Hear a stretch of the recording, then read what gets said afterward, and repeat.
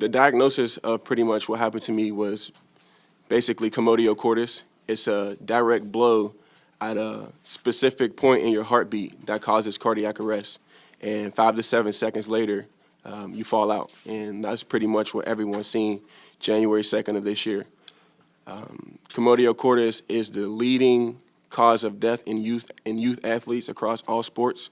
So that's something that I personally will be taking a step in to make a change. And also, with that being said, all the awareness around CPR and the access to AEDs have been lowering that number as well.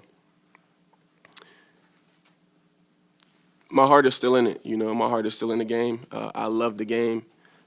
It's something I want to prove to myself, not nobody else. I just want to show people that fear is a choice.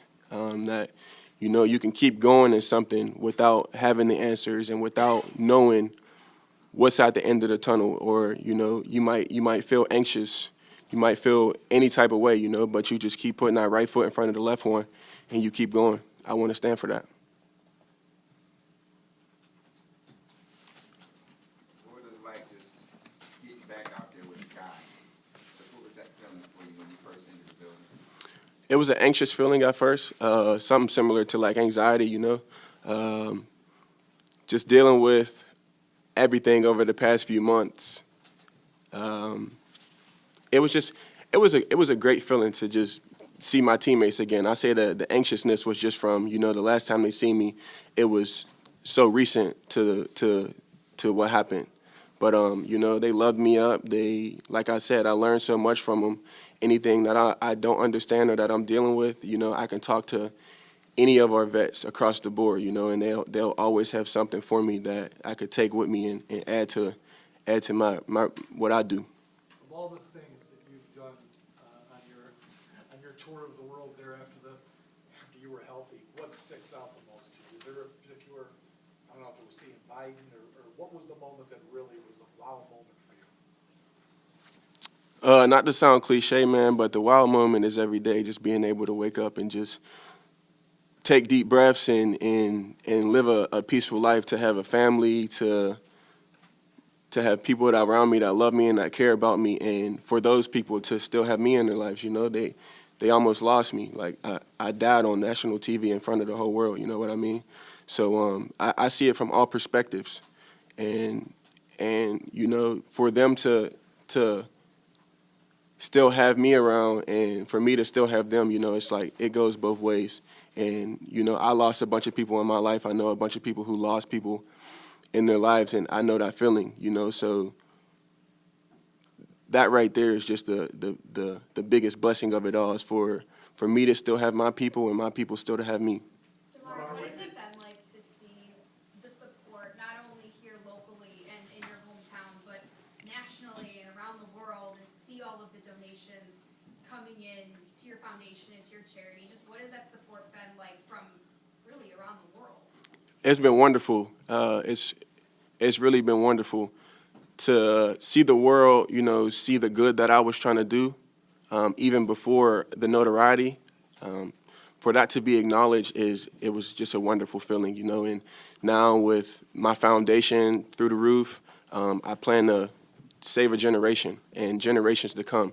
That's pretty much what my dad did with me. He didn't come from the best background, didn't have the most resources, but he always took me and my friends, and he wanted to get us out of our environment. He wanted to give us better opportunities. He created AAU teams for us. He created community days, 3-on-3 tournaments. Anything just to keep us active and keep us off the streets. And one of his biggest things is your peers or your biggest influences. So I kind of took that motto in myself even before all of this, and wanted to do the same for the ones coming after me. And through my foundation, I plan on saving generations. Damar, what's it like are you wearing your number 3 jersey? I'm trying to see.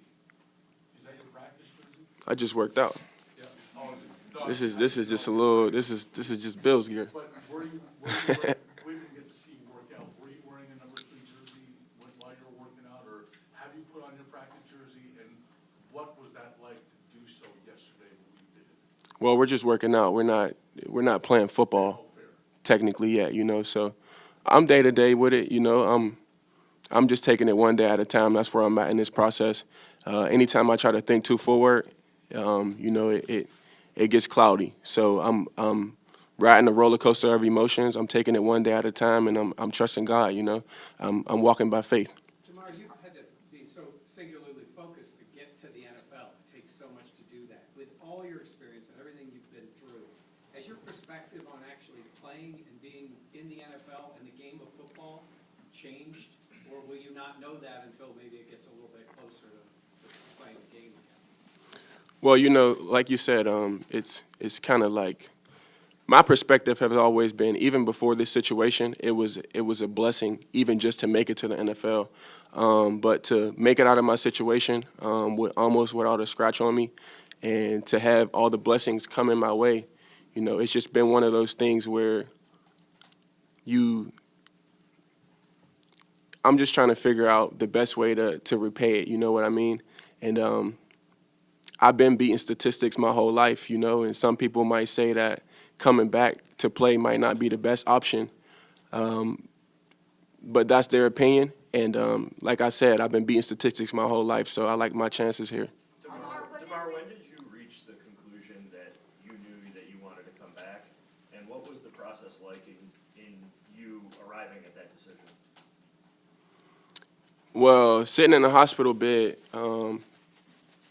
I think maybe that Saturday, I think there were some games on, and this is around the time where I'm going through a lot in my head, just trying to process everything that was going on, but just watching teams play, watching other safeties play. That's where I seen and felt my love for the game, and that's where I was just like, I don't want to be done yet. But it was an extensive process to go through for medically, to get cleared and meet with doctors and go here, go here, go here, go here. So it was a lot of hurdles to go over and a lot of steps to take necessarily. So I would say then. Damar, I know that Brandon said that you're fully clear, everything's, you're out there working, but is there a process still? Do you check in with doctors? How does this work? Or are you just basically going about your business unless you need to? So I pretty much had my last appointment on Friday, which was a checkup. And he pretty much recommended me to go back to playing in a way, because he said it would be good for the mental health aspect of things, and which I agree, and just being around my teammates, the camaraderie of the sport of football, that's what makes this sport the best in the world, is the brotherhood that it creates, the unity that it creates between all people of all aspects of life and just different journeys. It brings them together for one common goal. And I feel like that's a direct correlation of what happened to me that night, just bringing people together in prayer, love. But that's what this sport does as well. So my heart is in it completely. And, it takes a lot to be great in this game. And I got a long way to go. I got a long journey to go, but I'm committed to it each day, day in, day out. So I thank everybody for being on this journey with me. What did you learn about yourself during this time?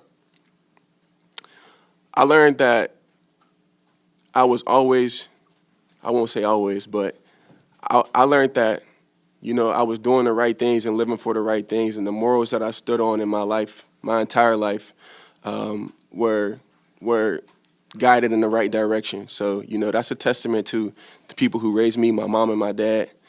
And it just gives me confidence, just seeing the reaction of once people learned who I was. And, they actually got to know me and know who I was. And it was just nothing but love in return for me, because that's all I wanted to put out into the world. So it's just a testament to who raised me. So, moving forward, I've done nothing but just trust my gut. I follow my heart. I let my heart walk in the room before me. And I just lead with love any chance that I can. Physically, from a lifting weights, running, working out standpoint right now, I mean, are you pretty much, do you have any limitations, or are you on a very similar program to any other defensive safety? Physically, I'm pretty much building this thing up from 0 to 100, but that's the favorite part about the game. I love the process. I love starting from nothing and building it up to something. You know, in anything that you do, you have to love the process most. So I'm excited about it. I'm excited about it physically, but the hardest hurdle was mentally. You know, it's a, like I said before, it's a roller coaster of emotions, and I have the right people in my corner to talk to and support me mentally. So I trust them, and I trust the people here. I trust my medical team, and I know that I'm in good hands. Thank y'all. How to pit.